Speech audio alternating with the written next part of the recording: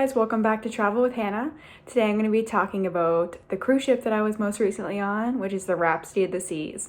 So it is a Royal Caribbean ship. It was built in 1997, but it was refurbished in 2012. So I was like, okay, older ship, but actually it was really well maintained. It was docked in Bridgetown, Barbados when we had gone. It also goes through the Mediterranean. It holds under 2,500 passengers. It still had 12 decks, lots of hot tubs, a rock climbing wall, and they had an arcade and a casino. So I didn't feel like I was missing a whole lot from the mega ships. Another nice thing is that they had an adults only section, which was a solarium. So it was an indoor area and they had a little pool in there and some hot tubs, and it was close to the snack bar. So one thing that I didn't really love is that it was close to the snack bar because it was supposed to be adults only, but there were a lot of children coming in. So it kind of defeated the purpose of the quiet area. So as for our room, if you watched my vlogs, we had an accessible room. So it was quite a bit larger than a standard room. So the shower area was super large and the bathroom was big as well. The whole room was probably, I want to say, double the size of a regular inside stateroom. It had lots of storage. The beds were comfy. So I can't speak to what a regular stateroom is like, but if they are similar to the accessible one, but just smaller, I didn't have any issues with anything. There was lots of storage, which is an issue on a cruise ship. So hopefully the inside staterooms are the same. As for the food, I found the food a bit underwhelming. So I've sailed with Royal Caribbean numerous times. It was mostly on the bigger ships, but the standards I had were pretty high. And this one unfortunately fell short. I'm not sure if it was just bad timing or if it was a staffing problem or what it was, but they had lots of variations of foods at the buffet in the main dining room. It wasn't that, it was more the flavor of it. It was lackluster. Overall, I was just kind of disappointed with the food. I had super high expectations going into it. The entertainment. Overall, I would say it was a miss. There were options for nightly shows, but not a ton of options. Again, that could just be because it was a smaller ship. But there wasn't a whole lot I was super interested in going to see. So we went to a dancing performance and we went to like a Broadway type of thing. Comedy show. It was just okay. I wouldn't say the entertainment was fantastic by any means. They had lots of games going on by the pool area, which most cruise ships have, so that sort of thing was good.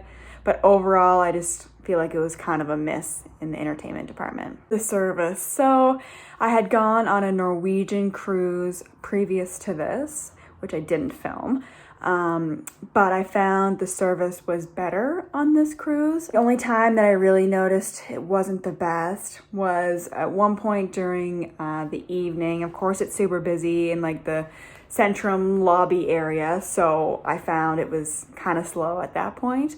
And there was one day when we went to the main dining room, actually, it was so slow. The people beside us got their appetizers and mains and were on to their desserts before we had even got to finish our appetizers because it was so slow. So we actually were pushing like 2 hours, I think, at this point at the main dining room, and we decided that we had to leave and just skip dessert because it was just way too long. So, but other than that, other than those two occasions, the service was great. You never had to wait any more than just a few minutes for your drinks. So I would give service a thumbs up. So the ports of call were fantastic on this cruise. So that's kind of the whole reason that I chose this cruise. There was a different port every single day, and that's what I'm on the ship for, right? I'm on the ship for getting to see as many places as possible in a short amount of time. I'm not on the ship for the water slides and the mini putt, and that's just not my kind of thing. So couldn't have asked for anything better with this cruise. It was super great. Lots of ports I haven't been to before. That's a perk of going further south for your embarkation port. Start further, so you go down further when you do your cruise, which is nice. So I got the chance to see some places I've never seen before.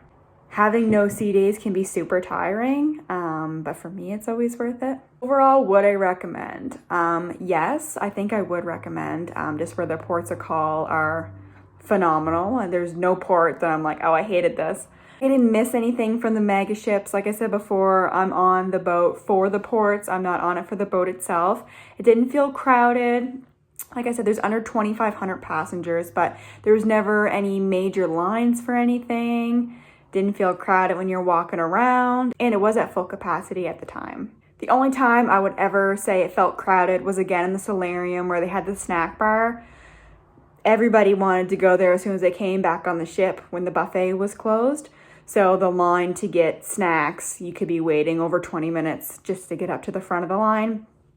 But in the grand scheme of things, it's not the end of the world. So yes, Rhapsody of the Seas, I would recommend. I definitely do love the mega ships as well, but there's not many negative things that I can truly say about this ship. Thank you for watching Traveling with Hannah. Don't forget to subscribe, like, and follow along. Thanks, guys.